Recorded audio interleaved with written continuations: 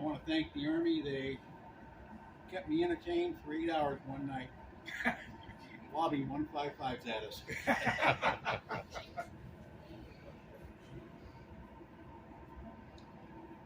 My name's Dale Baker. I was in the Army from 80 to 92. I spent most of my time up in Alaska as an engineer. Did base?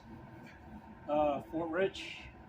Did 3 Brimfrosts up there. It's like a big combat thing up there every 2 years.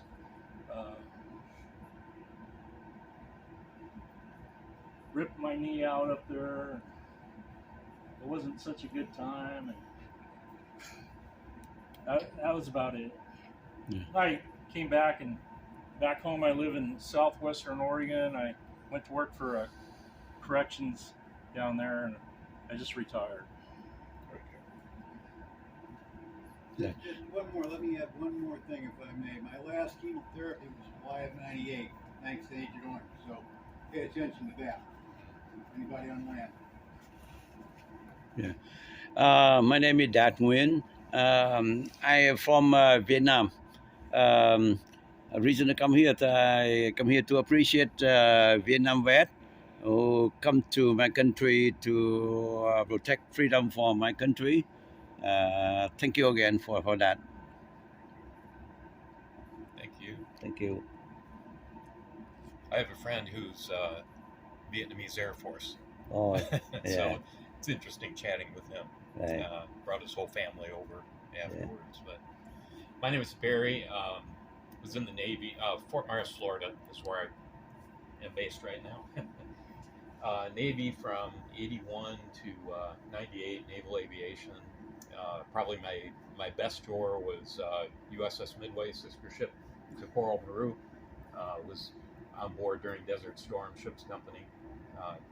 Pretty fascinating. My most interesting tour was probably my twilight tour in the Antarctic Development Squadron before we turned it over to the Air National Guard. But spent 3 years flying ski-equipped C-130s around the Antarctic continent. Just amazingly beautiful flying, adventures, and yeah, great times.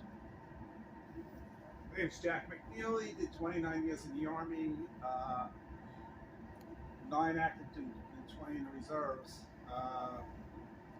Went to Germany, did air defense over there during the Cold War in '67, got drafted in '66. And I told these guys before, but the Cold War back then was the Russians would fly over Germany, we'd sit there, get ready to shoot them down, then our planes would chase them back. Our planes would win the Russia, they'd get ready to shoot us down, chase us back, and you could count it every month, the same week, back and forth.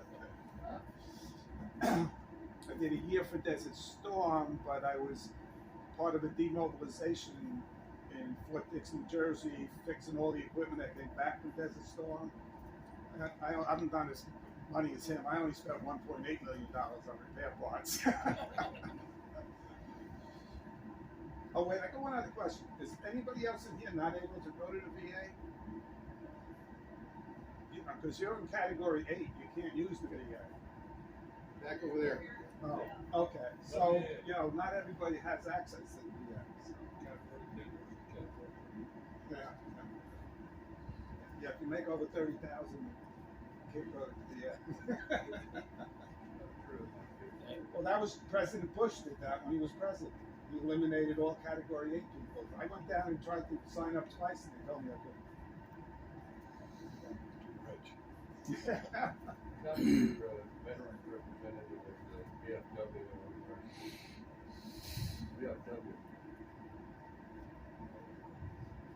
Well, my name's Dennis Johnson. I did 3 years in the Army.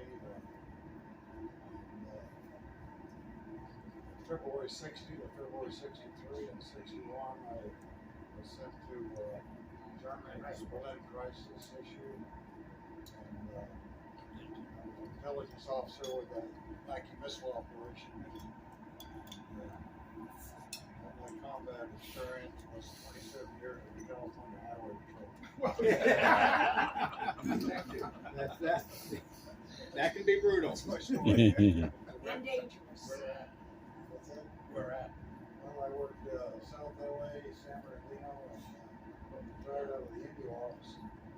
Okay, my wife was a CSO up in Stockton. Oh,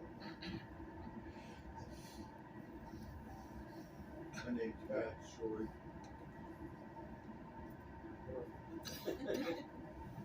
U.S. Navy. I did 74 to 77 USN. So, Westpac, and I guess basically my son was amazing. Evacuations and cycling. Floating on everything. Got out. Huge mistake. And came back in. Well, I started at joined the reserves on Grand Island, and then came back in a special program called Training Administrative Reserves. It's called the TAR program. It was a reserve, so I had to do it for 20 years that way. Did another Westpac on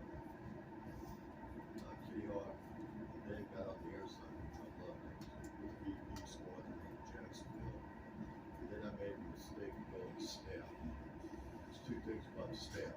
One, do a good job, you're not getting off. Do a bad job, you just right.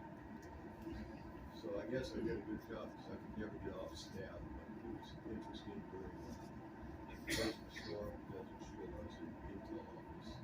And part of my daily routine was to get all the briefings and pictures of what was going on and prepare a brief for the 3 hours. And I'd go home and my wife would say, well, what'd you do? Can't tell you. Just watch the news, so everything on the news.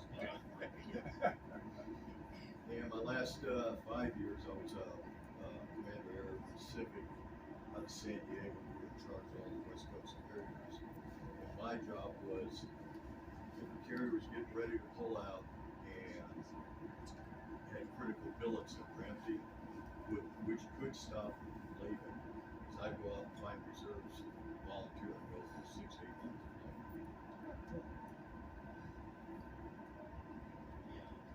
My name is Sharon, and I'm his dad. I did 20 years in the Navy, and I'm probably the only sailor that can honestly say I've never stationed on a ship. So my very first tour was on staff. Like my husband said, once you get on staff, you never get off. So my entire career I was on staff, wherever they send me. Okay, I'm 31 years with the National Guard. Mike, I live in Boise, Idaho. I started my career after I got out of college. ROTC guy, went to artillery school, and everybody was represented in Vietnam. Yeah, Vietnam. I need to go to it. So I did. Then I went to infantry school. Did that. Then I went to engineer school, advanced course in Belmore, became an engineer officer, got command.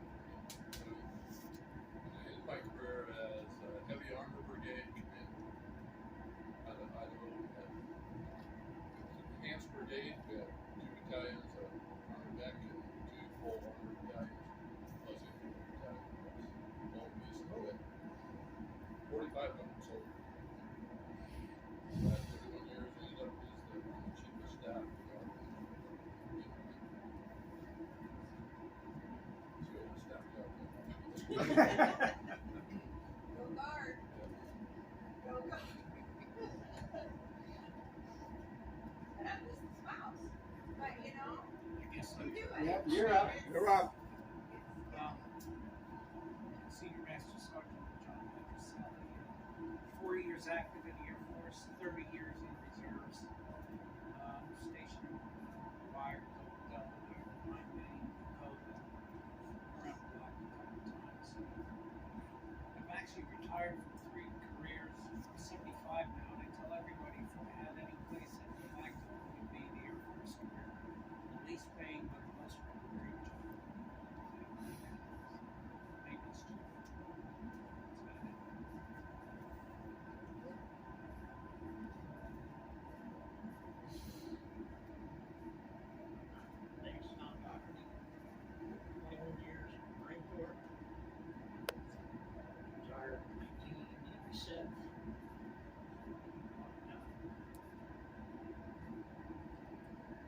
can't hear him, so.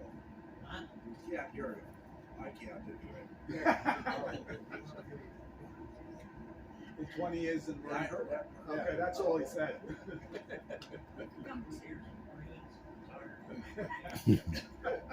Take Maureen.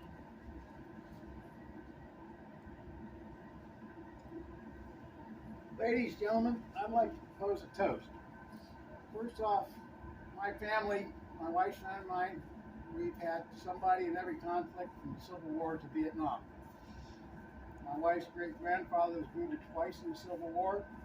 Her father was wounded on Normandy. She has a cousin on the wall. I have shipmates on the wall.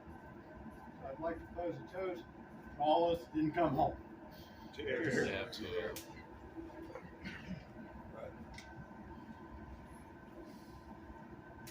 And with that, I guess we're. Does anybody got anything else they The want to say? session starts now. Yeah.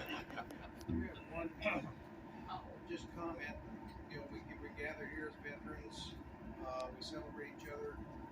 If you ever, the place in the U.S. that's most veteran friendly is Branson, Missouri, and especially Veterans Week. They don't celebrate Veterans Day. They have events from November 5th all the way through the 11th. Lots of free shows, free meals, discounted stuff. And Veterans Week in Branson, Missouri is a wonderful place to visit. We were there the first time this last year, going back again this year. Very full calendar for that whole week. They have a Veterans Village set up all over. Good time frame. November 5th through November 11th, they're all day. Most of the events are morning, afternoon, some evening. They do on the 10th or 9th is a big formal ball out at the lake. All services, branch represented. I'll back that up because I was there too. They're very, very military friendly. When I first started going there, probably about 10 years ago, they had a whole bunch of free shows for veterans. Of course, now as time's gone on, there's no more free shows except during that week. But there's a million things to do there. It's very interesting. First 2 weeks, we saw 18 shows in 2 weeks. I mean, any kind of music you want.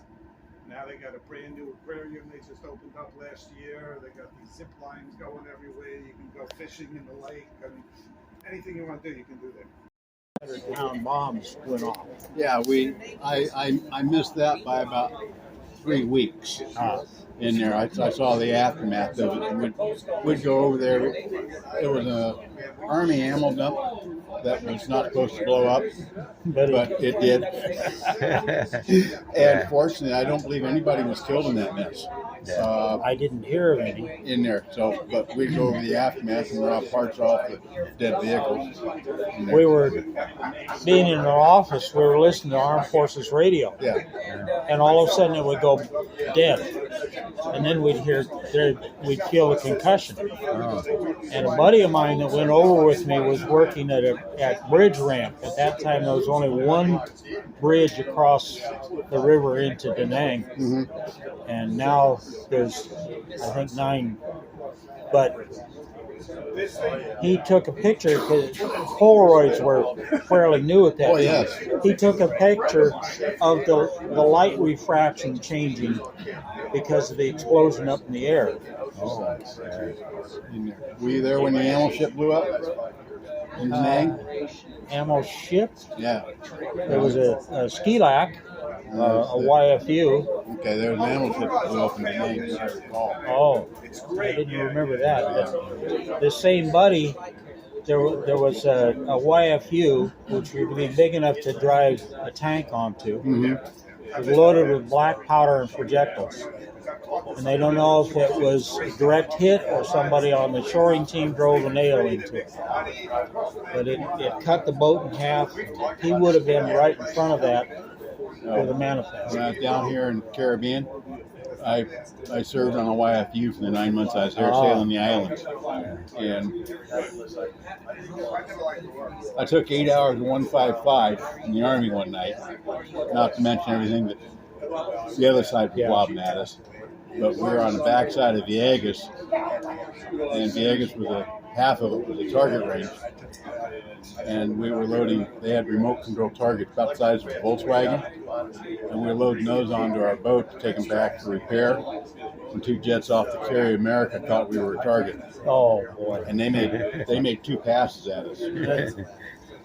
Yeah. Most the Vietnam vet I talk with always stay in Da Nang, always DMZ zone, always. I know not in Saigon or anywhere. Just concentrate on that because the most heavy fighting on that area. I made it up to DMZ once. Well, guy that was in storekeeper school with me in San Diego was in the Saigon area. Oh, So he was out in the Delta someplace, driving a truck around delivering. Yeah. You know the Vietnam Vet Memorial in New Mexico? Vietnam Veteran Memorial in New Mexico. No, I've been there. And Angel Fire, they had a big memorial there. The Washington State, Washington DC, they copied that to make in Washington DC. Yeah. So I've been there several times. Every Labor Day, they had a big brick layout for the name of the vet. And that memorial, yeah. When I got back, I didn't want to know anything about it. It was several years before I visited Washington D.C. Yeah, it was 45 years after I came home before anybody not in my family said welcome home. And I the orange stripe. That's why it's called Agent Orange. That's where it got its name from. And, I have no idea whether mine was there or not. It was 20 years before the government recognized it was a problem. They denied it, and it's a silent killer. I spoke with one Vietnam vet about how about he get kidney problem with because the agent on. Yes.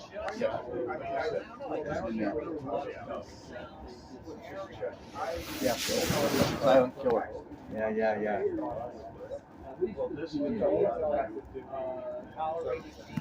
Good times had by all. Glad we're not there. Yeah. And lots of sea rations. We didn't.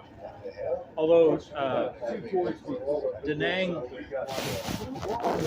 over here in the big river and the bay, and there's a little peninsula, Camp Shop out here in Monkey Mountain. We were camped right there. And when I got there, they said, they can't hit us. Yeah, right. About 6 months later, they walked rockets right across our camp. But there was an Arvin ammo dump right beside us, bunker. We just got hit. And I woke up one Sunday morning, it sounded like small arms fire going off. Well, this thing burning. And it closed the road. It knocked out all of our power. So that the Chiefs Club usually did fried chicken, and they'd sell it out a back window to anybody that wanted to buy it. Well, they were giving it away, and the officer club was giving away whatever they did. And all the clubs, all the mess halls had to just give the food away because it was going to go to waste. Well, we were fortunate in a way is that early in our tour, the Marine Corps wanted to put a basketball court in for R&R for the troops coming back off that boat.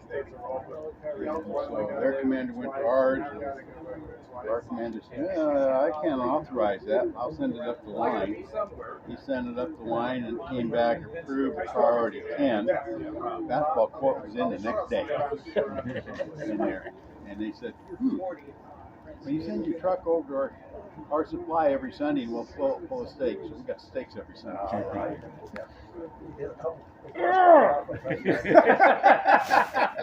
You be careful with Santa. Santa knows who's been naughty and who's been nice. I don't know. How doesn't bother you? You know, and my wife loves it. My biggest problem is I can't do that. I got spare spots here, here, and here. When I try and do it, I get these spare spots, and it's nothing there. I got bare spots up there.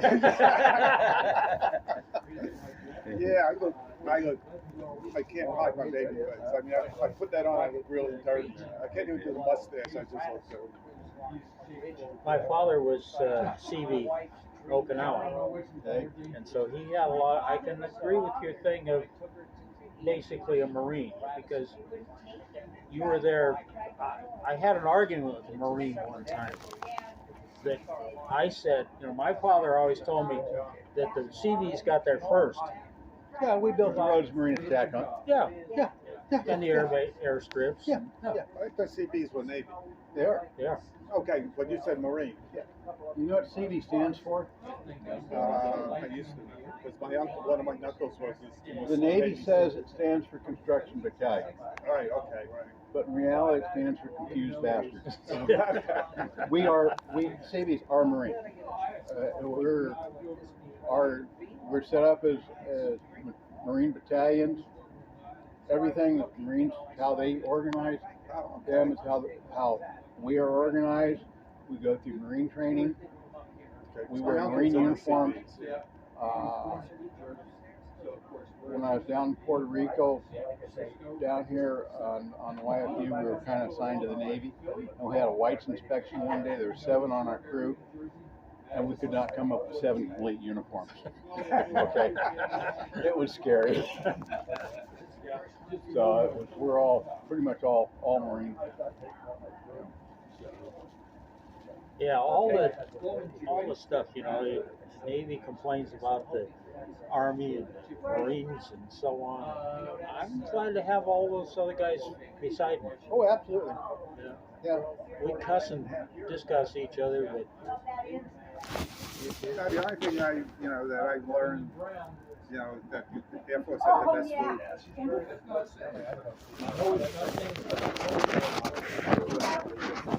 In the Air Force, it's only the officers that get to fight. oh, The pilots. yeah. My friend Bill Young flew 100 missions off of Caribana on Richard.